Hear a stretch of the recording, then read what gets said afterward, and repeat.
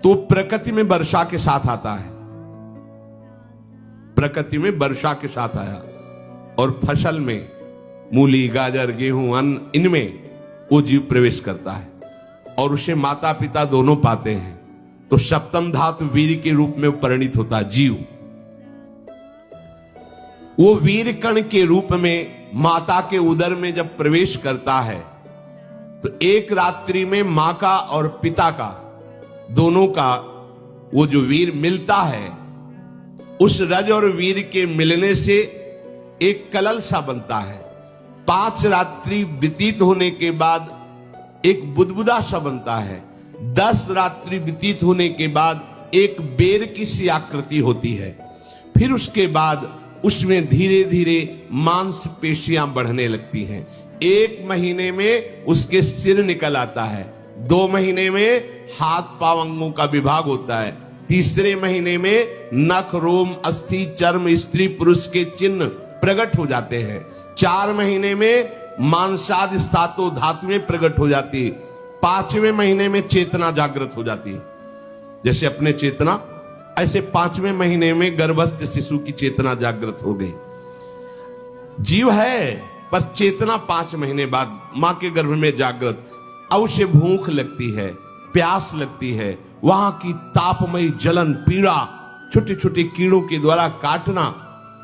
6ठे मास में झिल्ली से लपटा हुआ मां की दाहिनी कोख में कीड़े की तरह तड़पता है। उस समय माता को कड़वे और खट्टे पानी की लालसा होती है, जिससे उसके अंगों में जाकर भयंकर जलन होती है। यह है भोग।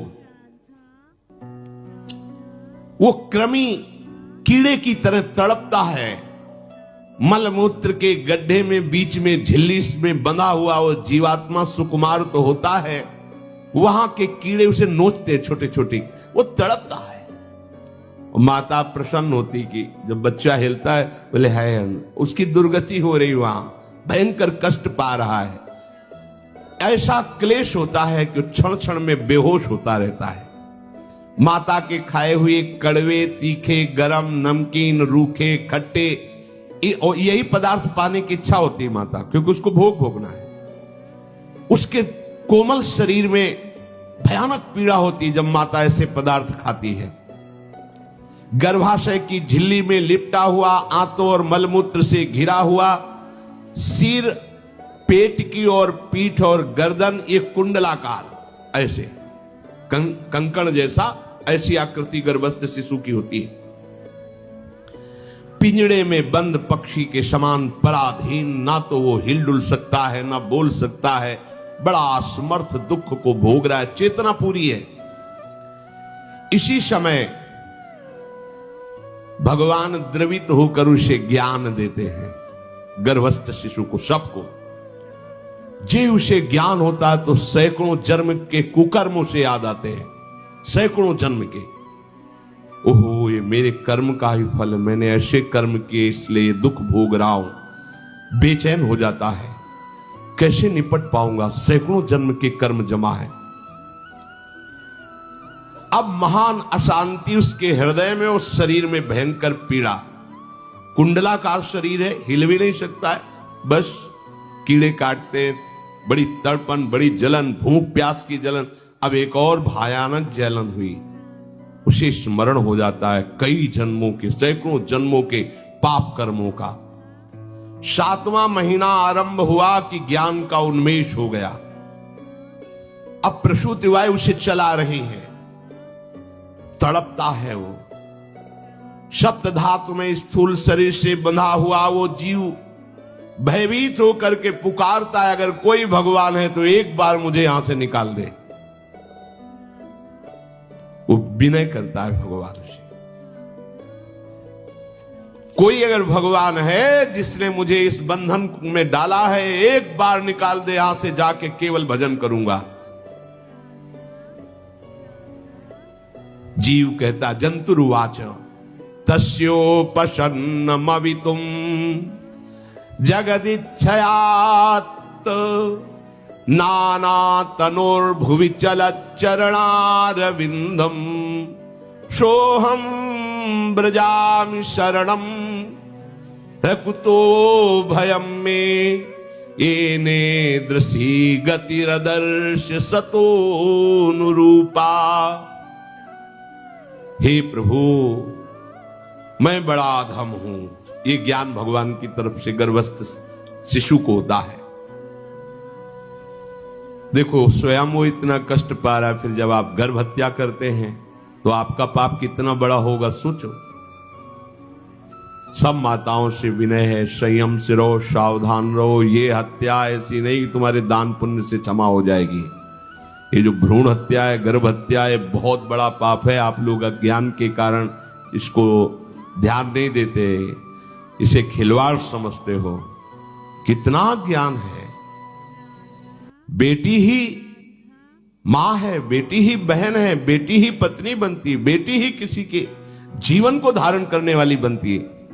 और आपने गर्भ में देख लिया बेटी है, तुम स्वयं मां होकर उसका साथ दे रहे हो, उसका नष्ट करने के लिए। हमारी तो बात ही समझ में नहीं आती, क्या बुद्धि भ्रष्ट हो गई।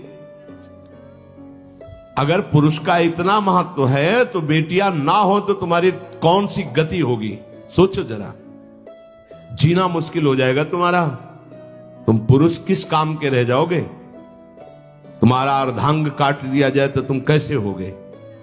ये स्त्री स्वरूप अर्धांग है। जिस घर में मां बहन नहीं है, स्त्री स्वरूप नहीं, श्मशान जैसा वो होता है। ध्यान दीजिए, ये बहुत बड़ी गलती है जो अपनी बेटियों की हत्या करते हैं। ये वो पाप है जो अक्षम्य अपराध है।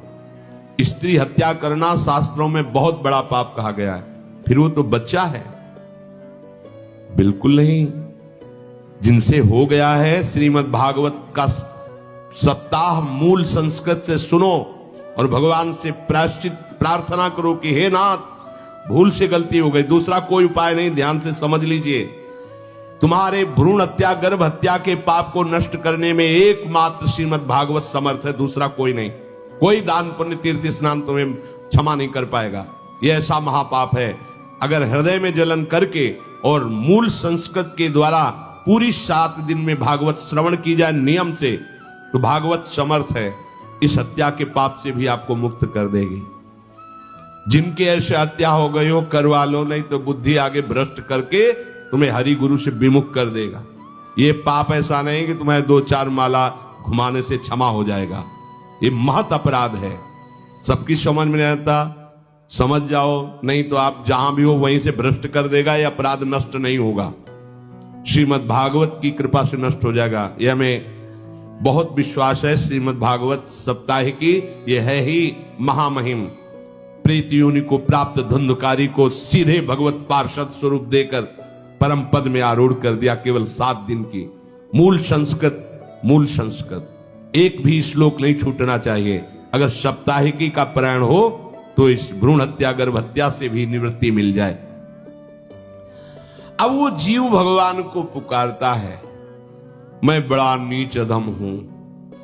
आहा, भगवान आपने जो मुझे गति दिखाई है तो मेरे कर्म के अनुसार ही है, आपका इसमें कोई दोष नहीं। हम लोग जब कष्ट भोगते तो भगवान से कहते हैं हमने तुम्हारा क्या बिगाड़ा। भगवान ने नहीं बिगाड़ा, तू खुद देख क्या बिगाड़ लिया अपना। करो पापाचरण। अब देखो, हमने तो जीवन में कोई पाप नहीं किया और कितने गर्भ हत्या की है, कितनी खिलवाड़ समझे हो। ये बिल्कुल भयावह चीज है, आप लोगों को नहीं। हम बार बार इसीलिए कह रहे कि भयावह वस्तु है, तुम्हें बहुत ऊंचाई से घसीट के भ्रष्ट कर देगी। बहुत होश में हो, भूल के कभी ऐसा न करना जहां तक हमारी आवाज पहुंचे, जहां तक सुनाई दे। गर्भ हत्या मत करना, संयम से रहो। इस तरह का व्यवहार मत करो कि तुम्हारा मनुष्य जन्म ही व्यर्थ चला जाए। इसमें तीनों को बराबर दंड मिलेगा, गर्भ हत्या कराने वाला, गर्भ हत्या की प्रेरणा देने वाला और गर्भ हत्या में सहयोग देने वाला। जो औषधि डॉक्टर या जो भी, तीनों को दुर्गति होगी। माता पिता प्रेरक और कर्ता। ऐसा नहीं कि आप डॉक्टर हो तो आपको गर्भ हत्या करने का अधिकार नहीं। आप डॉक्टर हो दूसरे के शरीर को स्वस्थ करके निरोग करने के लिए, हत्या करने के लिए नहीं। कोई भी हमारा संविधान ऐसा आदेश नहीं करता कि आप गर्भ हत्या कर दो। ना भागवतिक और ना भारतीय संविधान ऐसा संविधान आदेश नहीं करता। अब वो जीव कह रहा है कि प्रभु मेरे योग्य ही है आपने जो मुझे दंड दिया है। मैंने सुना है कि आपकी शरण में जो आता है आप उसकी रक्षा कर लेते हैं। आपकी जो शरण में हो जाता है वो इस भूमि पर, भारत भूमि पर, विश्व पर निर्भय विचरण करता है, कोई उसे भय नहीं प्रदान कर सकता। प्रभु मैं इस माता के उदर में माया का रहस्य न जानने के कारण ऐसे कर्म किए कि मैं आ गया हूं, बहुत दुख पा रहा हूं। हे निर्विकार अखंड बोध स्वरूप परमात्मा, मैं बार बार नमस्कार करता हूं। प्रभु मेरे ऊपर कृपा कर दो, एक बार इस गर्भ से निकाल दो, मैं यहां से बाहर जाकर आपका निरंतर भजन करूंगा। ये वादा करके आए हम प्रभु से सब। प्रभु ने करुणा करके हमें चांस दिया है मनुष्य शरीर। प्रभु मैं बहुत जन्मों से इस समय स्मृति आ रही देख रहा हूं, कर्मों में भटकता रहा आपसे विमुख होकर के। ये जो मुझे अभी ज्ञान हो रहा है केवल आपकी कृपा से तत्कालिक है, तत्कालिक। एक तत्कालिक वैराग्य होता है, जैसे कथा सुनी मन में आया कि अब तो भजन ही करना है, ये तत्कालिक है, स्थायी नहीं है। इसे स्थायी बनाओ। प्रभु आप अंतर्यामी हो, आप सब कुछ जान रहे हो। तीनों तापों की शांति के लिए भक्तजन आपका भजन करते हैं। मैं देहधारी होकर जीव माता के उदर में मलमूत्र से रुधिर की झिल्ली में फंसा हुआ माता की जठराग्नि के ताप से जल रहा हूं। प्रभु एक एक क्षण में यहां विकल होकर केवल इंतजार कर रहा हूं कि किस समय मुझे यहां से निकाला जाएगा। दीन बंधु यहां से कब मैं निकलूंगा। स्वामिन आप बड़े दयालु हो, आप जैसे उदार प्रभु ने मुझ गर्भस्थ शिशु को ये ज्ञान दिया। हे दीन बंधु आप अपनी कृपा से प्रसन्न हो जाइए। प्रभु एक बार निकाल दीजिए, मैं ऐसा भजन करूंगा कि दोबारा संसार के दुख में नहीं आऊंगा। कपिल भगवान कहते हैं, हे माता, वो गर्भस्थ बालक शिशु भगवान से प्रार्थना करता है, भगवान का आदेश होता है, तत्काल प्रसव वायु धक्का मारती है। जे ही प्रसव वायु धक्का मारती तो उसको ऐसा भयंकर कष्ट होता है, जैसा पीछे लिखा है कि जैसे जिंदा किसी की चमड़ी उतारी जाए, ऐसा मां के गर्भ से निकलते समय उसे कष्ट होता है। वो अत्यंत कष्ट से व्याकुल होता है। उसी समय उसका वो ज्ञान नष्ट हो जाता है जो भगवान ने दिया था। उस समय उसकी श्वास की गति रुक जाती, जैसे किसी का गला दबा दिया जाए तो कैसा लगेगा। ऐसी ही पूरी की पूरी भागवती की स्मृति नष्ट हो गई। होश आया तब देखा कि वो बाहर पड़ा हुआ है, माता के उस मलमूत्र में सना हुआ बिष्ठे की कीड़े की तरह। गर्भवास में जो दिव्य ज्ञान प्रकट हुआ था भगवान की कृपा से वो सब नष्ट हो गया। भूमि परत भा ढाबर पानी, तिम जीवे माया लपटानी। चेतन आई तो रोने लगा, वो ज्ञान कहां गया, वो ज्ञानदाता कहां गया। वो कहता कहां कहां, बोले थाली बजाओ बच्चा हुआ है। और वो तो रो रहा है कि कहां, वो ज्ञान कहां गया जिसके बल से मैं ये कह रहा था कि बाहर निकाल दो, मैं आपका भजन करूंगा। सब खत्म ज्ञान। जो लोग उसका अभिप्राय नहीं समझते वो उत्सव मनाते हैं, बालक हुआ है, वो रो रहा है, वो कहां गया ज्ञान, कहां कहां कहां। छोटा बालक यही रोक कहता कहां। अभी जो ज्ञान उत्पन्न हुआ था, जो अभी भगवान का बोध हुआ था, वो कहां गया, कहां गया। घर परिवार के लोग उसका पालन पोषण करते रहते हैं, उसमें कोई निषेध करने की शक्ति नहीं हो रही। मच्छर काट रहा है, दुख हो रहा, हटा नहीं सकता बालक। उस जीव को शिशु अवस्था में जब कपड़ों पे लिपेट कर इसे लिटाया जाता है तो इतना कोमल त्वचा होती कि कपड़े भी उसको, जैसे खुजलाहट है, पीड़ा है या जलन है, बिल्कुल कोमल त्वचा होती, कुछ नहीं कर सकता हो। पर रो सकता है। ना खुजलाने की, ना करवट बदलने की, ना उठने की कोई सामर्थ्य नहीं। बड़ा कष्ट पाता है बाल्यावस्था में, क्योंकि त्वचा बड़ी कोमल होती, दास मच्छर आदि जीव उसको काटते हैं। गर्भावस्था का कोई ज्ञान नहीं रहा, सिर्फ रोना ही रोना रह रहा। इस प्रकार उसकी बाल्यावस्था कटी, कौमार अवस्था आई, पौगंड अवस्था, इनमें वो खिलवाड़ में फंस गया। जैसे जैसे बड़ा होता जाता, चेतना, गुनगुना, ये कार, ये प्लास्टिक के ऐसे उनमें मगन है। देखो ना छोटे बच्चों को, अज्ञानवश इसकी ये अवस्था कट गई। बड़े भाग्यशाली ऐसे भी बच्चे हैं जो तुतला के बोलते, उनकी मैया कहती राधा बोलो, राधा। देखो ये सौभाग्य। प्रणाम है उन माताओं को जो अपने बच्चों को भगवान नाम बुलाती हैं कि आप बोलो, श्री हरिवंश बोलो, राधे राधे बोलो।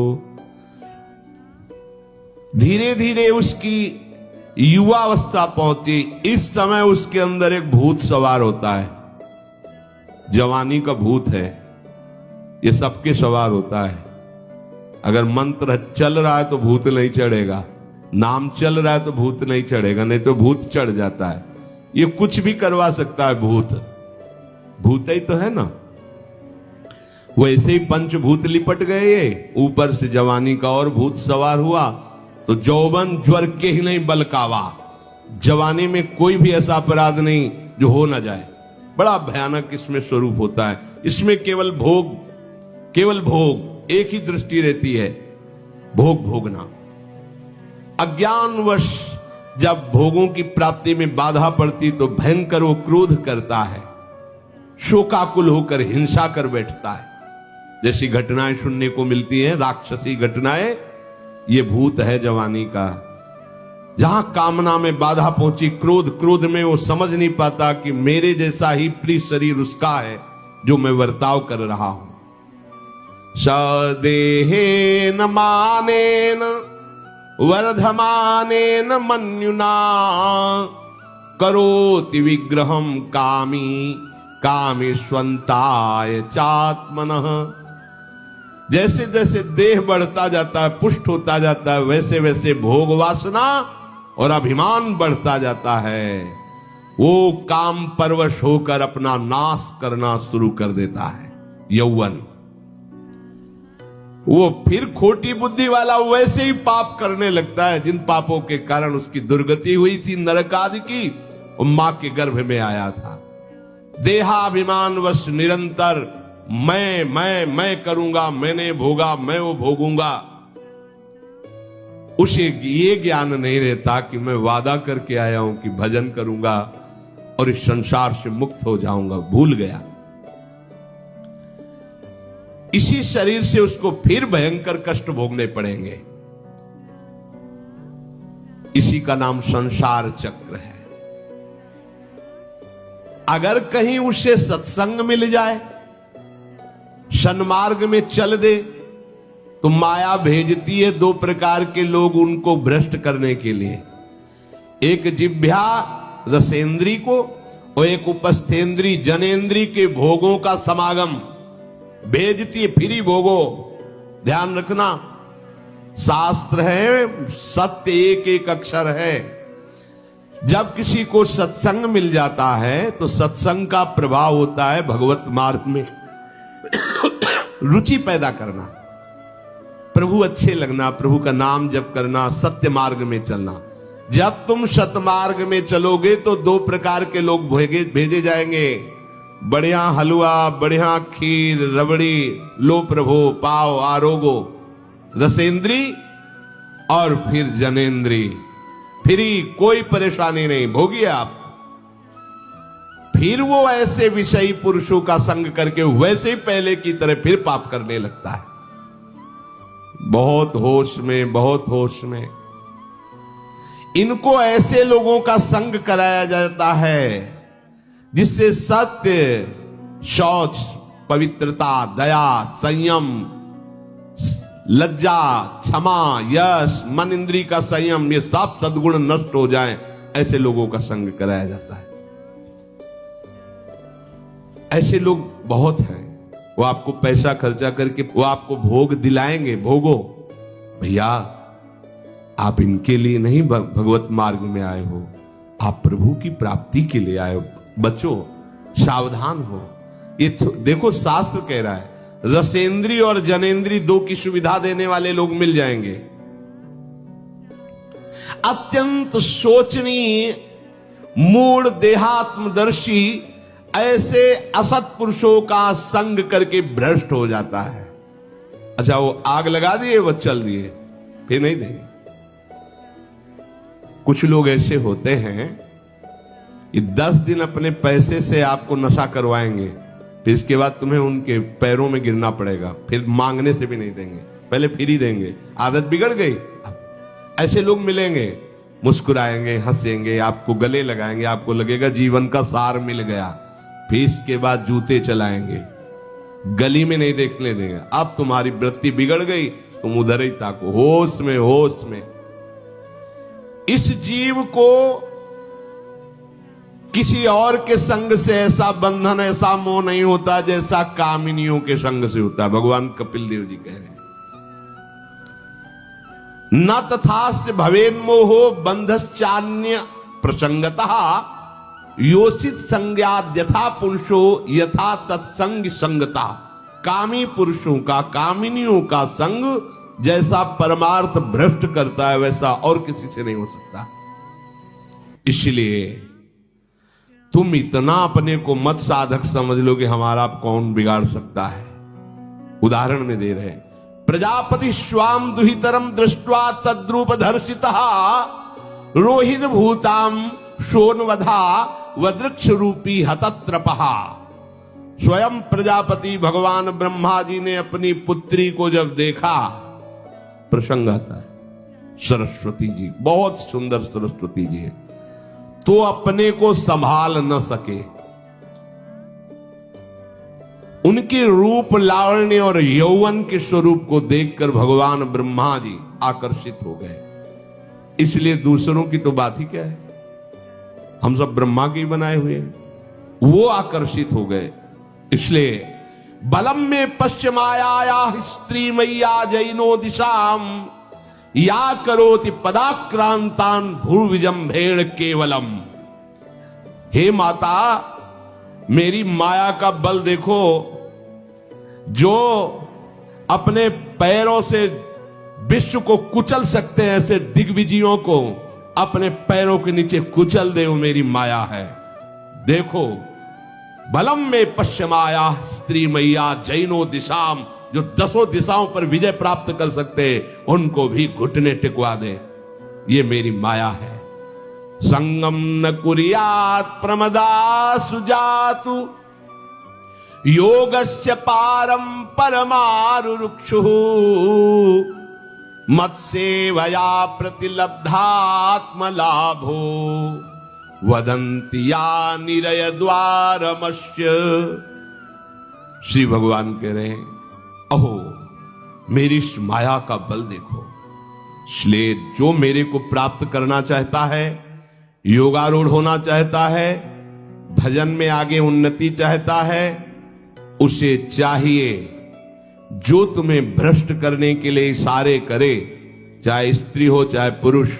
तजिए ताहि कोटि बैरिशम यद्यप परम सने। वो मित्र नहीं, वो माया के द्वारा भेजा हुआ दूत है। चाहे कोई भी हो, होश में तुम समझते हो कि बाजी जीत गए, भाग्य खुल गए, तरस रहे थे भोगों के लिए, मिल गए भोग। अरे नारकी गतियों से बचने के लिए तुम्हें अवसर मिला था, फिर नरक जा रहे हो। तुम समझते हो कि इसको भोग ले तो सुखी हो जाए, उसको जो भोग रहा है वो समझता है उसको भोग ले तो सुखी हो जाए। उसको वो पूरी सृष्टि इसी भ्रम में फंसी हुई है। होश में हो जाओ। जो परम पद चाहता है, भजन करना चाहता है, ठीक से मार्ग में चलना चाहता है, उसे शब्द भगवान के याद कर लेने चाहिए।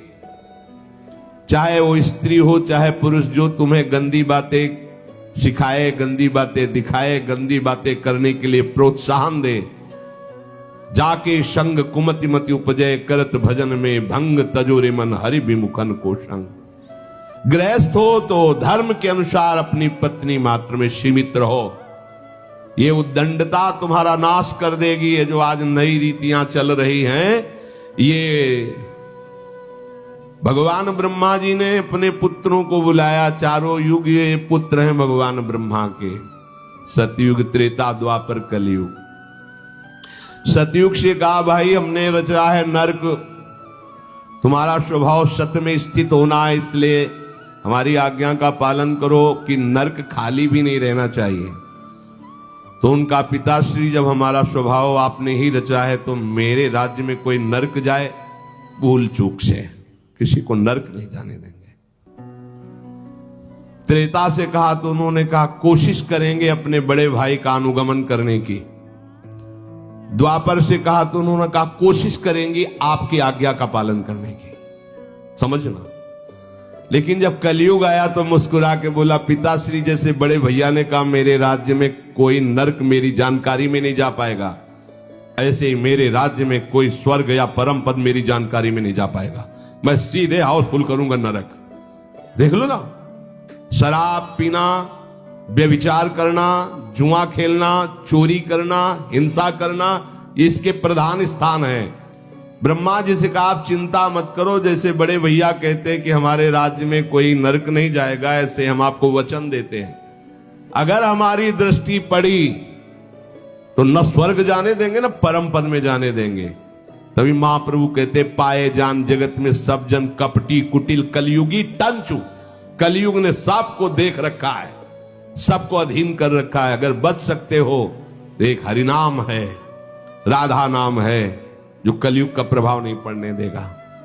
इसलिए होश में, चाहे वो पुरुष हो या स्त्री हो, रिश्तेदार हो, नातेदार हो, कोई हो, जिसके संग से भोग वासना बढ़े, भगवत विमुक्ता हो, दूरी बना लो, तत्काल दूरी बना लो। वो मित्र नहीं, वो भारी दुश्मन है, जो तुम्हें फिर वही दुर्गति में ले जाएगा जो गर्भ में वादा किया वो नहीं कर पाओगे।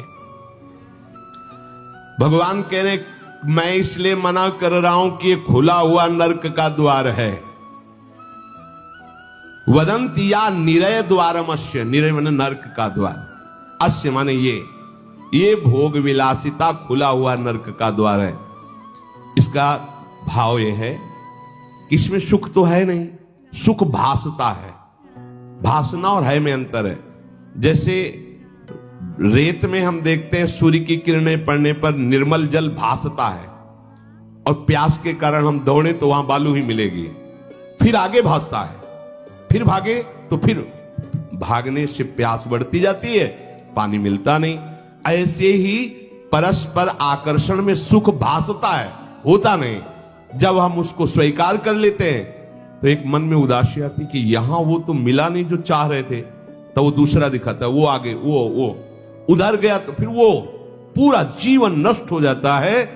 और मिला नहीं क्योंकि है नहीं, भासता है, सुख भासता है नहीं।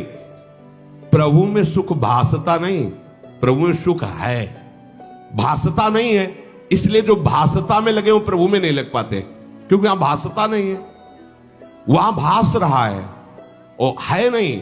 यहां है, भास नहीं रहा है तो है का परिचय नहीं है, इसलिए वो यहां लग। और जो लग गया, नाच नाच के मीरा जी कहती पायो जी पायो मैंने राम रतन धन पायो। पति है। प्रथम रात्रि में मीरा जी ने राणा साहब से कहा कि आप हमारी बात शायद समझ सकते हो, आप हमें स्पर्श मत करना। मैंने सुहाग गिरधर के नाम का भरा है, मैं तुम्हारी पत्नी नहीं हूं। लोक व्यवहार के कारण तुम पति रूप में आए हो, तो मैं चाहती हूं कि तुम मेरा सहयोग करो। मैं एक पतिव्रता हूं गिरधर की। मेरे तो गिरधर गोपाल बैठे थे एक ही सैया में, उतर के चरणों में बैठ गए। मीरा जी के चरण पकड़े के अहो भाग्य, मुझे ऐसे सौभाग्य मिला कि आपका पति होने का। एकांत में आप हमारी गुरु होंगी और समाज में आप पत्नी का स्वांग करेंगी, जिससे आपको विक्षेप नहीं पड़े। आजीवन निर्वाह किया।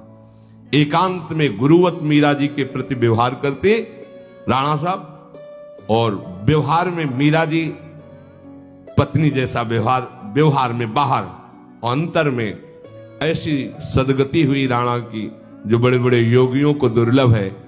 मीरा जी जीवन में कभी भी किसी भोग को स्वीकार नहीं किया। गिरधर के रंग राची, सब भोग चरणों में लुट रहे थे। सोचिए, राज परिवार में ब्याही गई, क्या था? किसी भी सुख की आकांक्षा नहीं। यह है रंग श्री हरि का। है नहीं ना उनमें सुख। जो है सुख वो मिल गया तो फिर भासने की तरफ क्यों बढ़ेगा? इसलिए ये जो मेरी माया है, ये मित्र बनकर पहले सेवा के बहाने से धीरे धीरे पास आती है। आती है का शब्द माया के लिए है। वो किसी भी रूप में होगी। माया का कोई रूप नहीं आज तक वर्णन किया गया। कोई भी रूप हो, वस्तु, व्यक्ति, स्थान, घटना, कुछ भी। उपासक जब समझ नहीं पाता तो वही उसके नाश का कारण बन जाती है। बहुत सावधान। हमें नहीं पता किस रूप में आएगी। जिनको पता है हम उनको अपने पास रखें। वो है नाम राधा राधा। फौरन पता चल जाएगा आपको पक्का। ये ठीक नहीं, नहीं बहुत श्रद्धा नहीं। बिल्कुल हटो, बिल्कुल हटो, अंदर से बिल्कुल हटो। नहीं तो कोई समझाने वाला थोड़ी था बचपन से हमें कि भाई पास कोई हो। यही नाम। जहां कहीं कोई प्रियता, कहीं आश्रमों में कहीं कुछ समझ, हटो हटो हटो। ये नाम हटाते हटाते हटाते जहां लगाना चाहिए वहां लगा दिया। नाम अगर है अंगरक्षक तो तुम्हें माया से बचाता रहेगा। क्योंकि जिनकी माया है उन्हीं का नाम है। वो खूब अच्छे से जानता है, माया को पहचानता है। नाम आप नहीं पहचानोगे पक्का, क्योंकि वो बाहर से ही नहीं आती, वो अंदर से भी आती है। ये सब माया के ही पार्षद है। मन बुद्धि चित्त अहंकार सब माया में है। नाम चलेगा तो अंदर और बाहर दोनों जगह सुरक्षित रखेगा। पकड़ लीजिए। वो तिनके में ढके हुए कुएं के समान होती है। पता नहीं चलता कि कितना गहरा कुआं है। ऊपर से तिनके से ऐसा लगता भूमि, जेब पैर रखा गिर गए कूप में, अब निकल नहीं सकते। जब मेरी माया में आसक्त हो जाता है तो अंत समय फिर उसी माया का स्मरण आता है। वही सब मैं अब मोर तोड़ते। अब वो फिर उसी चिंता से फिर वही फंस गया, फिर वही दुर्गति प्रारंभ। तो हे माता, जो हरि से विमुख हैं उनका ये चक्र चलता रहता है। पुनरपि जननम पुनरपि मरणम पुनरपि जननी जठरे शयनम। इसलिए मुमुक्षु उपासक को चाहिए कि ना कोई भय स्वीकार करो, डरो मत माया से। देखो भगवान के वचन। ना किसी के सामने दीन हो। भक्ति की दैन्यता अलग है, विषयों की दीनता नहीं। ये साधु में कभी नहीं हमने देखा, किसी भी साधु में ये नहीं। साधु है ये नहीं होगा जब मर जाए पक्का। और साधुता नहीं है तो फिर इतना ही है, फिर और रही क्या गया है। फिर साधुता में ये तो नहीं होता पक्का। हम कहते हैं बहुत हजारों संतों से मिले, ये नहीं होता। अरे रिद्धियां सिद्धियां मारी घूमती पीछे वो हाथ फैलाएंगे। हाँ, आचार्य आदेश के कारण रोटी मांगते हुए बड़े बड़े सिद्धों को देखा गया है। टुकड़े रोटी के मांगने आचार्यों का आदेश है। भिक्षा औषधम अन्नम, भिक्षा रूपी अन्न रूपी औषधि से उदर पोषण करे, ऐसा आचार्य। चाहे वो भगवान शंकराचार्य हो, चाहे आप प्रेम के उपासक हो। भूख लगेगो मांग खाऊंगो, गिनो न सांझ सवेरो, ब्रजवासन के जूठ टूक और घर घर छाछ महेरो, ऐसो कब करी हो। बस साधु 30 मिनट के लिए केवल भिक्षुक बनता है और 23.5 घंटा के लिए बादशाह रहता है। मिले तो ना मिले तो बस भिक्षा बादशाह। जाय न चाहे कबो कुछ तुम सन सहज सने, बसो निरंतर तासुर सुराउर निजगे। साक्षात भगवान हृदय में खेलते रहते हैं। दीनता नहीं होनी चाहिए। ये भागवतिक दैन्यता अलग है। ये दलिद्रता रूपी दीनता नहीं होनी चाहिए कि ठंडी लग रही कपड़ा दे दो। देखो हमें तीर्थ यात्रा करनी, पैसा दे दो। हमें यज्ञ कर, कौन सी यज्ञ करनी तुम्हें? कौन सी यज्ञ? श्वासों को बोलो राधा राधा राधा, एक एक श्वास की आहुति, इससे बड़ी कोई यज्ञ होगी? पूरा जीवन समर्पित, इससे बड़ा कोई तीर्थ होगा? अरे जहां चरण रख दे वहां तीर्थ प्रकट हो जाए, ऐसी भक्ति की महिमा होती। तीर्थ ही कुर्वन्ति तीर्थानि। ये दीनता नहीं होती साधुओं में, पाखंड में होती है। दीनता साधुता में नहीं होती। इस विषय की ये दे दो बाबूजी, अरे धिक्कार है, धिक्कार है। कहा वह मोर दासा करे तुच्छ नरन के आशा, तो कहो कहां रहा विश्वासा। जिसने बिना किसी सहयोग के 1 सेकंड में अनंत ब्रह्मांडों को रच दिया, वो हमारे स्वामी है। इसके बाद तुम ऐसे मांगते घूमो, कहां दासता रही? भय, जिसके भय से मृत्यु भी भयभीत होकर काम कर रही, जिसके भय से सूर्य चंद्र प्रकाशित हो रहे, जिसके भय से पृथ्वी जल में नहीं डूब रही, वो हमारा स्वामी है। फिर हमें भय किससे? मोह, चराचर जगत मेरे प्रभु का अंश, बस इस बात से प्रीति है। कोई शारीरिक संबंध से नहीं, माता पिता भाई बंधु नहीं। हमारा संबंध नाते नेह राम के मनियत सुरत सुदेव, जहां लो जितने भी संबंध है केवल आराध्य देव के संबंध से। बस निसंग भाव से वो फिर भगवत प्राप्त हो जाता है। ये सावधानी रखनी। निसंग भाव, कोई मित्र नहीं, कोई शत्रु नहीं। इस माया में संसार से मुक्त होने का यही उपाय है। भय नहीं, दीनता नहीं, मोह नहीं, किसी का संग नहीं, अपने श्यामा श्याम श्यामा श्याम श्यामा श्याम, उनके नाम के, उनके आश्रित। वो आगे से आगे ऐसा दुलार करते हैं, आपको सोचना ही नहीं पड़ेगा। जैसे माँ को पता है बाल भोग कब कराना है बच्चे को, कौन सी पोशाक धारण करानी है, कहाँ उसको खेलने ले जाना है, ऐसे ही हमारे प्रियालाल को पता है ये दास है, इसको कब क्या। सच्ची मानिए, आगे से आगे व्यवस्था उनकी। आश्चर्य में हो जाओगे आप जब अपना अहंकार उनको समर्पित कर दोगे। हम अहंकारी जीव अपने अहंकार के कारण धक्का खाते घूम रहे। नहीं, अखिल कोटि ब्रह्मांडों का सृजन करने वाला प्रभु है। 4 लाख योजन का एक पहाड़ केवल है, सोने का प्योर सोने का, मिलावट नहीं। 4 लाख योजन, 1 योजन 4 कोस, 1 कोस 3 किलोमीटर। कितना एक से एक रत्न इस पृथ्वी में है। ऐसे मालिक के गुलाम हो, ऐसे हाथ फैलाते घूमो। राधा राधा। इस शरीर को बहुत ध्यान से सुन लो। जो इस शरीर को निक्षेप माने धरोहर होता है, धरोहर की भांति। जैसे हम तुम्हें दे दें कि 500 रुपए रख लो, हमें जब काम लगेगा ले लेंगे, तो 500 रुपए रखे आपकी जेब में, लेकिन आप कभी उसे अपना नहीं मानेंगे। अगर कभी आवश्यकता पड़ी, किसी ने बताया कि 500 रुपए आपकी जेब में, नहीं, वो तो धरोहर है। जब वो मांग लेंगे तो उनको हम खर्चा, धरोहर का खर्चा स्वयं में नहीं किया जाता। ईमानदार आदमी धरोहर को जैसे रखा वही, ये नहीं कि हम 500 खर्चा कर लेते हैं फिर कमा के 500 दे देंगे, नहीं, वही सेम टू सेम वैसे ही वापस होगा। तो ये शरीर प्रभु की धरोहर है। सुधा निधि में भी एक श्लोक में आया है, ये प्रियाजू की धरोहर है। कबीरदास जी ने भी कहा है, चदरिया जैसी की तैसी धरि दीनी। जैसी दी थी प्रभु, हमने मलिन नहीं की, वैसे की वैसे वापस कर दी। तो क्या होगा उसका परिणाम? मोक्ष, भगवत प्राप्ति। इसे मलिन करने का अधिकार तुम्हें नहीं। ये चदरिया जो मिली है, मनुष्य शरीर, ये भगवत प्राप्ति। इसे गंदा मत करो।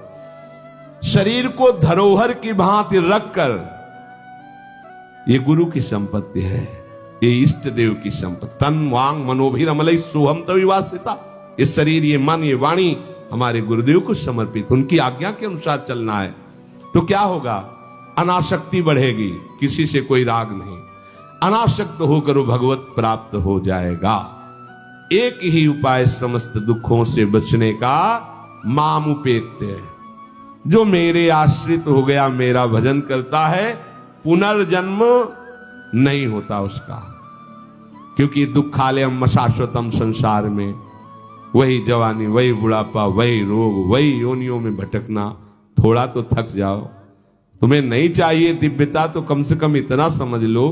फिर वही प्रारंभ वाली बात कहते हैं कि देश विदेश सुख के लिए भटकते हो, तो हम भी तो ऐसे देश की बात कर रहे जहां सुख ही सुख है, जहां काल की भी चाल नहीं है। वो है निकुंज देश। निकुंज देश के राजा हैं श्यामा श्याम। चलो ना वहां, राधा राधा रूपी धन कमाओ, यहां किसी से व्यवहार न करो, प्रेम का व्यवहार भगवत समर्पित करो, राग द्वेष का व्यवहार मत करो, तो इसी जन्म में ये कर्म परंपरा खत्म हो जाएगी। पता नहीं कौन कौन सी योनियों में हमें जाना पड़े मां के गर्भ में। इसलिए भाई ये आखिरी जन्म होना चाहिए, ऐसा कर लो, ऐसा धन कमा लो जो तुम्हारे साथ चले, वो है राधा नाम। अब जीवन में धोखा ना होने पावे। सबसे प्रार्थना है बच जाओ, आगे और कलयुग भयानक रूप लेके आएगा, आपसे भजन नहीं होगा। अभी देख लो, न खान पान पवित्र है, न संग पवित्र है, न दृश्य पवित्र है, आगे तो और भी। ये ऐसा समय पैदा करेगा कलयुग कि कोई राम कृष्ण हरि नाम सुनाई नहीं देगा। भाव भ्रष्टाचारा सब संसारा, धर्म सुने नहीं, कहीं स्वाहा स्वधा तो खत्म होता जा रहा है। देख लो, पहले यज्ञों की भरमार होती थी, कहां यज्ञ हो रहे हैं। ऐसे ही अभी सत्संग सुनने को मिल रहा है। कितने जगह सत्संग होता है, भगवत प्राप्ति का कितनी जगह सत्संग होता है, खोज लो आप पूरे भारत में। कितनी जगह शुद्ध शास्त्र सम्मत भगवत मार्ग की बात मिलेगी। कितने नाम जापक रह गए हैं। वास्तविक आगे चल करके आपको सपोर्ट ही नहीं मिलेगा भक्ति का। जैसे अभी डरने लगे कि अगर तिलक लगा के जाएंगे तो ऑफिस वाले क्या कहेंगे, स्कूल में तो कंठी और तिलक ही नहीं धारण करने दिया जाता। बच्चे कहते हैं, घर में कहते हैं तुम सुहागवती हो, कंठी तो विधवा धारण करती हैं। कैसा दुर्बुद्धि घर वाले। और ठाकुर सेवा ये तो विधवाओं का काम हुआ।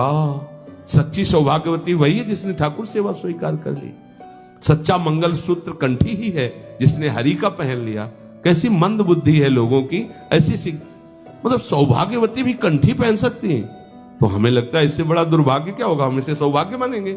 राम हरि कृष्ण बोल न पावे, कंठी न धारण करे, रज न धारण करे और उसे सौभाग्यवती, तो कौन सा सौभाग्य। मरण धर्मापति, कुछ दिन में वो भी मरेगा, फिर बनना क्या बनना, न भजन लायक रह जाओगे न संसार लायक रह जाओगे। प्रार्थना मान लो, थोड़ा कड़ुआ लगेगा लेकिन बहुत मीठा है परिणाम इसका। यत् अग्रे विस्मयो परिणामे अमृतोपमम, जिसमें शुरुआत विष जैसी लगे उसका परिणाम अमृत में होता है। खूब भजन करो।